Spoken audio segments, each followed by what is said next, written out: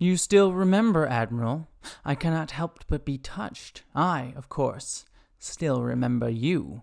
Yes, that is a quote from the one, the only Khan Noonien Singh, which means today we can only be ranking every single Star Trek movie villain, from Star Trek the Motion Picture until Star Trek Beyond. Now, for this video, I'm only going to be talking about the main villains. Some movies have, like, sub-villains, like the Viceroy from Star Trek Nemesis, played by the wonderful Hellboy Ron Perlman. And we also have, like, the Duras sisters in Star Trek Generations. But I'm not going to be touching on sort of the sub-bosses of Star Trek. I'm going to be talking about the main villain, the person that appears on the poster. Let's dive in and talk about every single Star Trek movie villain, from the worst to the best. Alright, first up on our list is from Star Trek The Voyage Home, The Probe.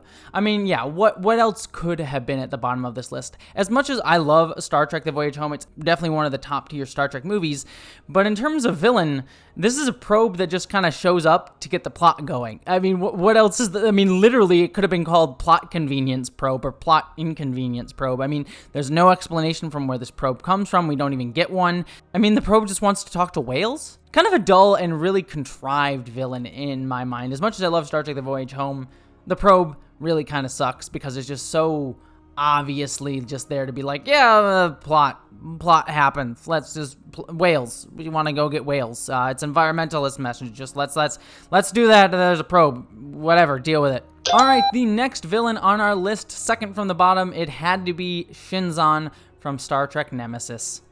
Oh, Shinzon. I mean, the only thing Shinzon really has going for him is that he's played by Tom Hardy in his first major acting role, and that's really about the only compliment that I can give Shinzon. As much as I love Tom Hardy and think he's a fantastic actor, one of my favorite actors of all time, Shinzon is boring. He is boring. He's just a yelly McYelly face. I just want to, like, rule things, and I'm angry because the echo over the voice, and I just don't want to be, like, second to Picard because Picard's better, and I'm a clone of Picard. He's just a very whiny boy. And he honestly makes just some incredibly stupid decisions, like his weird need to assault Deanna. I mean, there is some kernel of a good idea with Shinzon in the fact that he is a different path that Picard could have followed. I never really buy that, number one, Tom Hardy grows up to be Patrick Stewart, and I never really buy that Shinzon really feels like a dark mirror of Picard. He just feels like his entirely different person. I put that a lot on the script because we know Tom Hardy can act really well. This villain is made even worse by the very virtue of how much potential he actually had, and how sad it is just to see him be a sad, whiny baby. Alright, next up on our list of Star Trek movie villains is V'ger from Star Trek The Motion Picture. Now, V'ger initially seems like it could go into the same category as the probe from Star Trek The Voyage Home, in that it's just like a computerized thing that just shows up to instigate the plot. But I like V'ger a little bit more than the probe for several reasons. First off, we get a little bit more of the backstory and motivation behind V'ger. We know that V'ger wants to go and find its creators, and I like the twist at the end that V'ger is actually a Voyager probe that was sent from Earth. And I like that it sort of interprets mechanisms and machines as its actual creators, like the Enterprise as its actual creator versus humans being its creators. And I like that that's sort of like an initial kernel of an idea that we see played out in things like Data on Star Trek The Next Generation, or even in Star Trek Picard with synthetic versus organic life. The very kernel of that idea is placed here in Star Trek The Motion Picture, and that's just a wonderful philosophical idea that, like I said, obviously Star Trek got a lot of mileage out of. And then I also like that we do get a little bit more of a personality for V'ger through its Ilea probe. We see with the Ilea probe that V'ger is much more of a petulant kind of child who wants to, like, man, I want to meet my creator. I don't want to listen to all of you. And it highlights this sort of created versus creator mentality that is present throughout the entire movie. So on those levels, V'ger is just a much more intriguing villain than the probe was in Star Trek The Voyage Home.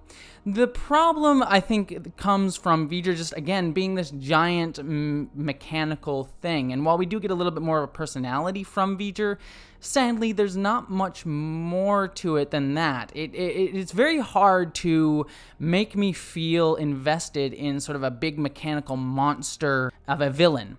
And we see this again later on, and we'll talk about this later, with the Borg. I mean, there's a reason that we get the Borg Queen versus just like this mechanical menace in the movie. And we can argue argue about whether the queen or not is a good idea, and we'll talk about that in a second, but there is that reason that we have a face for the Borg, and it's present here with V'ger in that, you know, we kind of don't feel as much personality or can invest in it as much, and so I think V'ger suffers because of that. All right, number 4, we have God/Sybok. As bad as Star Trek The Final Frontier is, and I actually kind of enjoy parts of The Final Frontier, the actor who plays Sybok brings such personality and like energy and charisma to his role of Sybok that you can't help but really enjoy watching him. Yeah, his like my pain moments are like weirdly over the top, but I kind of enjoy his charisma and his ability to galvanize supporters, even if he is kind of weirdly mind controlling them. I kind of buy that Sybok would, with a little bit of mind control behind him,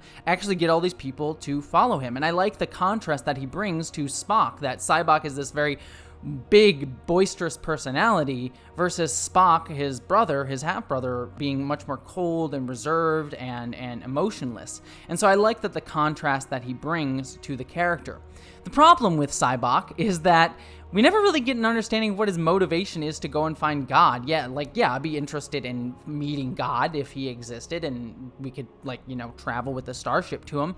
But we never get, an understanding of why he cares about finding God, why that matters so much to him. It's just, again, kind of the same problem with the Probe and several of these villains on this list in that they're just kind of there to make the plot function and make things happen. And while we get a little bit more of a personality for Sybok, again, he's just kind of there to be there. And the fact that he is Spock's brother is, again, just a way to make him feel a little bit more relevant and tied to our characters in an emotional way, but it feels very forced rather than it actually feeling germane to any of the actual issues at play in the movie. It was just very kind of clearly just make him Spock's brother so that people seem to give a crap about him and he's not just some random dude who shows up. The God head thing at the end is just a weird floating head that runs around shooting laser beams at people. It's kind of dumb. All right, next up on my list is Krall from Star Trek Beyond. Oh, Krall. I'll be honest with all of you, this was the villain that was hardest for me to place on this list for numerous reasons. First off, I really love Star Trek Beyond. I also really love Idris Elba, who plays Krall. He's one of my favorite actors just working in things. And initially when I made this list, I actually put Krall much higher on the list, basically for those two reasons. And then also the third reason in that I really like the twist at the end of this movie, that Krall used to be human and was actually a former Mako from Star Trek Enterprise. I mean, if you're going to reference Star Trek Enterprise in anything, I instantly like you 10 times more because I adore Star Trek Enterprise, and even Krall makes mention of the Xindi War, which again, Star Trek Enterprise references. Makes me very happy. I fought for humanity! Lost millions to the Xindi and Romulan War! That puts him above all the other villains on this list for that reason, because when you go back and rewatch Star Trek Beyond with that twist in mind, it makes him a little bit more interesting in retrospect. You get to see these moments where he says lines like, well, the planet that I used to come to was a warrior planet. We used to fight. And when you first watch the movie, you're just thinking oh yeah, he's a warrior guy from a Klingon warlike planet, whatever. But when you realize in retrospect that he's talking about Earth, I really like that it shows how humanity has evolved, that he viewed himself as a warrior, and that in many ways you could talk about humanity as warriors, kind of like the Klingons were around the time that he existed. That twist at the end of the movie makes him much more interesting when you rewatch Star Trek Beyond. That being said, though, it's kind of adding a lot more to the character in retrospect than what's actually on the page with the character. Because the first time you watch Star Trek Beyond, and even in repeated viewings, he is just a functional villain that's sort of there to yell and make things happen in the movie. Again, a major problem with a lot of Star Trek villains, as we have clearly seen already. Generally, he is just a shouty, yelly villain who is there to make the plot function, especially when you're watching this movie for the first time. And that's sad, because when I heard Idris Elba was going to be the villain of Star Trek Beyond, I was super pumped, because he's just one of my favorite actors. So yeah, Krall got knocked down a few moments when I really sat to think about him, but I really wanted to love him. All right, next up on our list is Sauron from Star Trek Generations. Time is the fire in which we burn. I gotta say, that line right there that I just repeated that Sauron says is a pretty epic line. Again, with a lot of Star Trek villains, the actor brings a lot more to this character than is actually on the page. Malcolm McDowell plays a very interesting, conniving villain who has a lot of, like, understated, sinister charisma to him. Kind of obvious he's going to be the villain. But Malcolm McDowell just makes that more interesting. He doesn't play this, like, boisterous, like, I really like this guy charisma, but he has this, like, simmering under the surface anger and emotion to him that makes him like, I don't find this character all that interesting, but Malcolm McDowell makes me not want to look away from him. And I also really like that Sauron is a character who, yes, he does villainous things. He is going to blow up a planet and kill a bunch of people to get back with his family, but he's not being a villain because he's like, yes, I want to do an evil thing. He wants to be with his family. He wants to see his family again. And I like that emotional resonance is tied to Picard's arc with him having just lost members of his family in this movie. More understandable villain than we typically get in Star Trek in the movies. That all being said, Sauron, other beyond those 2 points, is kind of dull in one note. I mean, kind of like Generations in totality is kind of dull in one note. His plan is kind of dumb to, like, shoot missiles into the Nexus. I mean, obviously we see that you can just fly at the Nexus. So why doesn't he just get a shuttle and fly into the Nexus? Why does he have to murder a bunch of people? His plan makes no sense. It feels kind of just contrived to make there be a moral problem, because honestly, if he just took a shuttle and flew into the Nexus and that's what he wanted to do with his life, I don't see why anyone would give a crap. So yeah, go live in the Nexus. And the fact that Sauron, of all people, kills Captain Kirk, it really lowers Sauron in my estimation, that this dude of all people is the one that kills Captain Kirk, and in such a dumb way too. Alright, next up on our list is Raofo from Star Trek Insurrection. Now, I've made no bones about the fact that Star Trek Insurrection is probably my least favorite Star Trek movie, or close to. Sorry, Steve Shives. But I will say, Raofo is one of the highlights of the film.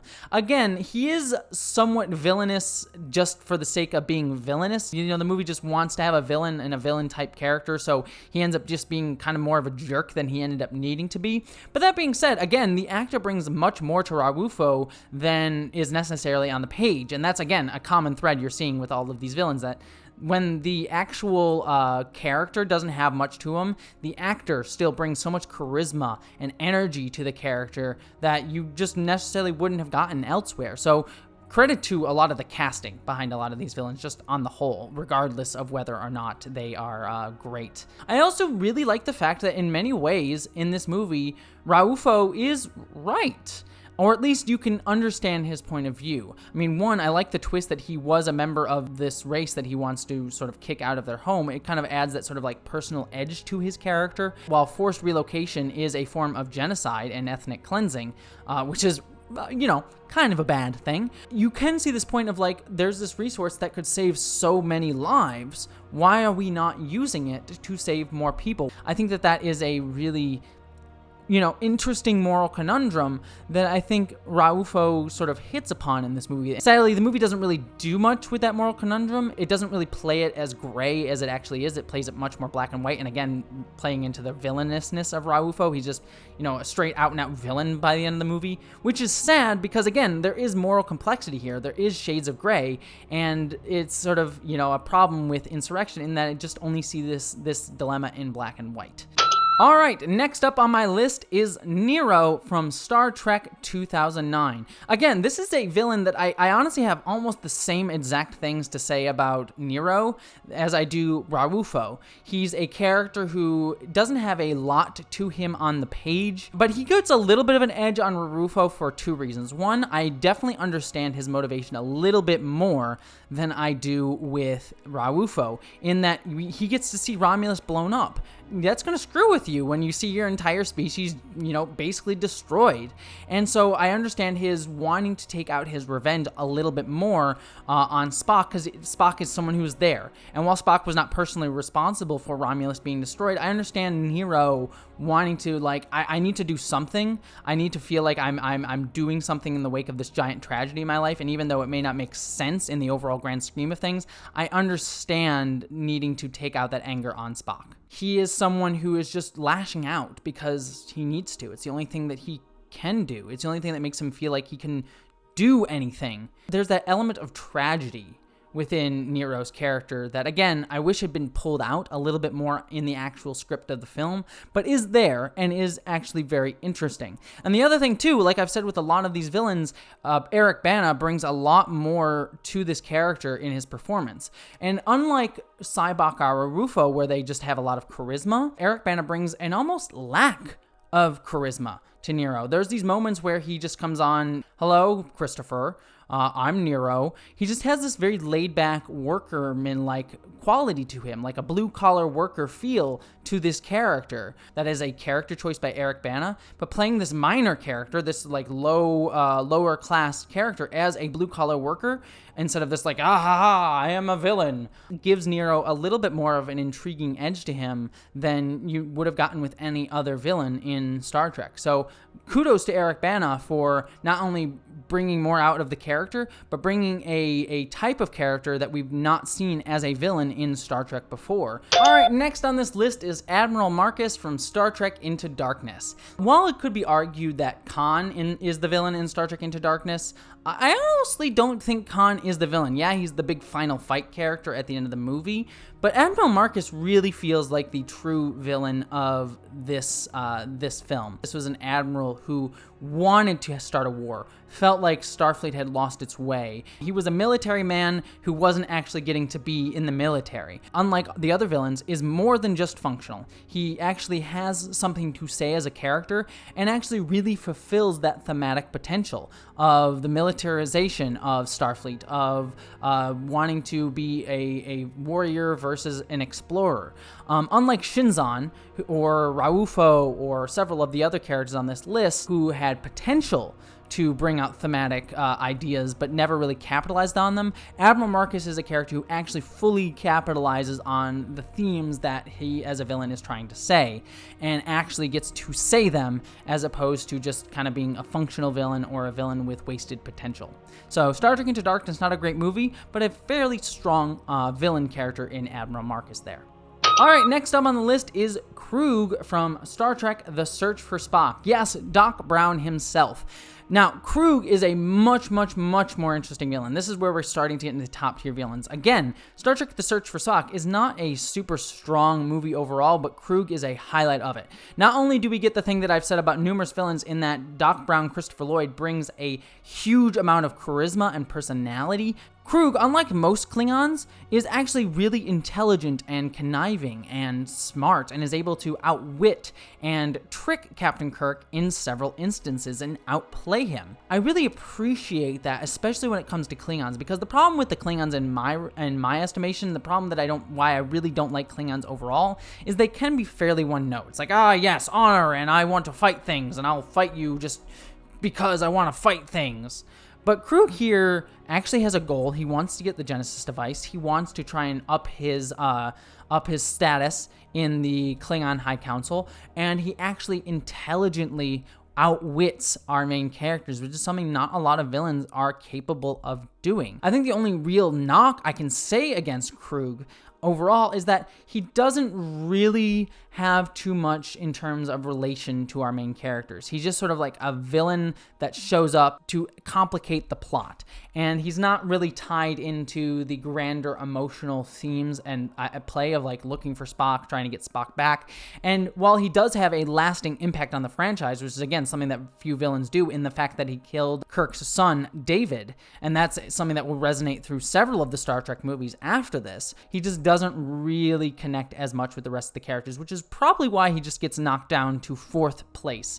If he had a little bit more resonance with the actual characters, I think you could even make an argument that Krug was a number 1 villain. All right, here's where we finally get into our top tier, our top 3 villains, and number 3 is the Borg Queen from Star Trek First Contact. There's an argument to be made that the Borg Queen didn't need to exist, that the Borg were more terrifying when they just were this nameless zombie horde and didn't necessarily have a face to them. And actually having a Borg Queen kind of makes no sense when you think about this idea of the collective. However, if that's the route you're going to take, the Borg Queen is the best way you could have done it, because in execution, the Borg Queen is absolutely marvelous. First off, we get one of our first and I think only female villains in the Star Trek movie franchise, which is great. The actress, again, brings a lot of charisma to this character, but a lot of like creepy, horrific sexuality to it. Like when you first see her coming down with her spine and you get this sort of like creepy body horror to her, you feel the menace. You feel the terrifyingness of this character, this like creeping dread that she brings. But she also has this horrific beauty to her that makes you at once repulsed by her and yet drawn to her. And so you can understand the allure that both Data and Picard feel, and their repulsion of her and their attraction to what she stands for and what the Borg are. And that's a really, really difficult middle ground to have found. So credit to the actress, Jonathan Frakes, the director, for really, really pulling that off. I think the Borg Queen is a masterful villain, and masterfully played, and just super creepy and yet super intriguing to watch. And a villain that clearly had a large impact on the franchise moving forward, especially when it came to Star Trek Voyager. I mean, the Queen was so popular, she basically became the overriding villain of Voyager in its final seasons. Again, gives her that thing that Krug had, in that she has a lasting impact on the franchise that few other villains in Star Trek actually get to have. Alright, so now we are in our final 2 villains of my list, and this might be a bit contentious because most people would have placed this villain as number 1, but I'm going to place him at number 2, and that is Khan Noonien Singh from Star Trek II: The Wrath of Khan. Khan, for many people, is the number 1 villain in the Star Trek franchise, and it's not hard to see why. Ricardo Montalban brings such energy and charisma to this character. He has such a personality, and it's such an over-the-top personality, like theatricality to him. His look, his like barrel-chested like woof. Again, you get this like sexuality to him, simmering energy to him, and also this very underplayed and yet very present until the end, until it actually becomes full out. This simmering rage that Khan has towards Kirk, his anger and need for revenge. That at first you can see it only just boiling under the surface underneath Khan's charisma, but as he gets more and more frustrated and closer to his prey of Captain Kirk, you just see his anger get fully more and more expressed and come out in Ricardo Montalban's performance. It's a truly, truly captivating piece, and made even more impressive by the fact that you realize that Khan and Kirk never actually appear on set together. They're only seeing each other through view screens. So the fact that William Shatner and Ricardo Montalban were able to play off of each other so well when they weren't actually physically present with each other speaks volumes to both of those actors' jobs in this film, and especially Ricardo Montalban's. And he really feels like he is a true match for intelligence and wit for Captain Kirk, and really just makes Khan stand out as a top-tier villain. And the only reason he gets number 2 is because I just personally love number 1 a hell of a lot more. So it's nothing against Khan. I don't think there's almost a bad thing you could say about Khan, but I absolutely adore our number 1 villain, and that is Admiral Chang from Star Trek: The Undiscovered Country. Now, Star Trek: The Undiscovered Country is my favorite Star Trek film overall, and part of that is in part due to Christopher Plummer's fantastic performance of Admiral Chang, his slightly offensive name notwithstanding. I think Chang is one of the most interesting villains in all of Star Trek, and if not science fiction. He kind of gets the shaft in popular culture in that he didn't really have as lasting impact as Khan did, but I think he just has so much more going on for him. Thematically, he ties perfectly into the themes of what Star Trek: The Undiscovered Country wanted to say, about people not being able to get over their old resentments and trying to see the future. And yet, ironically, working with his enemies in order to try and make sure that he doesn't have to work with his enemies. And the fact that he is such a conniving villain, a smart villain, a Klingon who actually gets to outthink Captain Kirk at several instances, and actually has a really great political thriller vibe to him as a character, I think just makes Chang work brilliantly. And Christopher Plummer brings such like this cool edge charisma to him that you never get to see in Klingons. Even Krug with Christopher Lloyd, you could still buy these like this angry, boisterous, energetic Klingon, but Chang feels very much like a Klingon, like he is very much a warrior. He has this warrior energy to him, but is much more laid back, much more thoughtful, has a much more commanding presence than most Klingons with their just brusqueness, like, I need to beat everyone. He has more commanding presence in his quietness than most Klingons do in their giant boisterousness. And so I really, really adore that about Admiral Chang, and think that makes him the number 1 Star Trek villain in my mind. But I'd love to hear what you think. Do you agree with my list? Are you angry that I didn't put Khan as the #1 Star Trek villain? I'd love to hear all your thoughts down in the comments below about my list. Also, don't forget to subscribe to this channel for more Star Trek lists and Star Trek discussions and discussions of geek and popular culture on this channel. And also, don't forget you can help me over on Patreon. I also have a few podcasts as well. But regardless of if you do any of those things, I'm just glad that you stopped by, and I hope that you, as always, live long and prosper. Thank you so much to all my patrons who support me over on Patreon, and an extra special thanks to my commander level and above patrons, Ashley Allen Bocello, Miranda Janelle, Eli Berg-Moss, Ashlyn Solstice, Christina Dalliance, Greg Gillum, Boyd and Mary Beth Earl, Wayne Twitchell, Ish the Mad, Buttoneer, Randy Thompson, Mouse Pounder, Jemshin, Susan Banks, Wellington Marcus, Lorena Mesa, Alexander Miller, John Steele, William Stewart, Michael Beam, Gavin Robinson, Aaron Brown, Christy Marie Johnson, Jason Knott, Maggie Evans, Maeve, Subraxis, Zach Cody, Dante St. James, Wen Dizzle Bizzle, Auntie Cat 808, Patrick Shannon, Din Hagney, Mark the Edge, Bree Beecher, Polly Mina, and Gretchen Badger. Thank you to all of you. I couldn't do this without you, so thank you so much for your support.